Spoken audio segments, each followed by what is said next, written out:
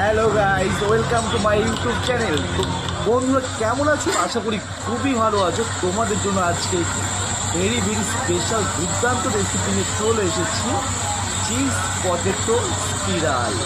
তোমরা চাইলে অবশ্যই একটি বাড়িতে খুবই ইজি রেসিপি তোমরা একটিবার ট্রাই করতে পারো।